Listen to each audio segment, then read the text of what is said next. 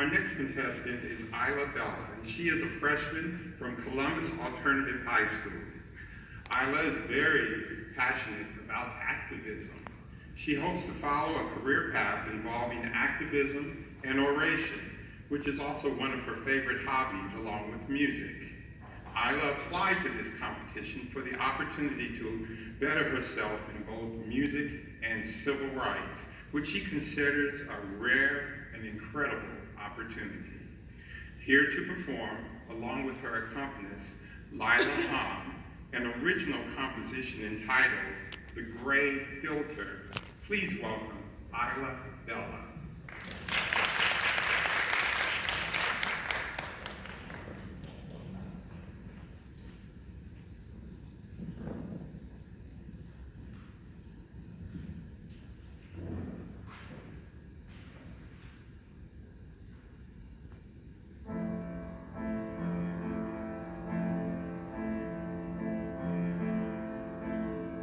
That gray filter can become very strong. I've seen it go over my eyes, leaving the world looking a little more bleak than before. It happens when my resistance to beauty pressures falters. I become as vulnerable to society's messages as a beach is to an incoming tsunami. The water crashes down on my shoulders, and I'm left struggling to breathe and swim to the surface of the you're not enoughs and the you aren't valuables and the if you dress more respectably, we will respect yous. That gray filter can become very strong. But I like imagining living inside rock gray walls. I must admit, I've entertained the thought of living in a cave like a bear, safe from society. But that is just desperation. It's self-preservation, acknowledging how much easier it would be to run from the pressures than to face them. I think about what it would be like to leave the world for a month and escape from the weights of society I didn't know I felt. But I have to think of what I would be leaving behind. I would leave behind others still struggling against beauty standards as I have, every individual being shown a photo of someone else and being told to be like them, as if we already didn't feel uncomfortable enough in our own skin, as if we already didn't have to battle against a society that tells us just how unworthy we are, as if we already aren't criticized for what we do or do not wear, what we do or do not like, what we dare or dare not dream. Do you want to know how to be beautiful?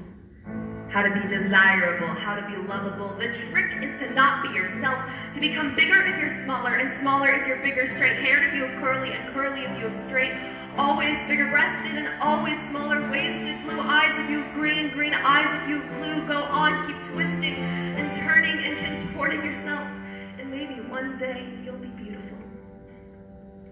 Don't blame me. I'm just a messenger. A resistant one at that. I am a messenger who has tried to push away the advertisements, the models, the Photoshop, but I unconsciously internalized it instead. As we all have. I deliver to you today a message that your subconscious already knows because it's what you've been taught. I understand how hard it is to undo these subconscious teachings, but know that beauty is a slippery slope. There will always be more to contort, and when you start, it's hard to stop, and we can change ourselves day in and day out, but at the end of these days, beauty is nothing but a human-made concept in our minds that we can work to change.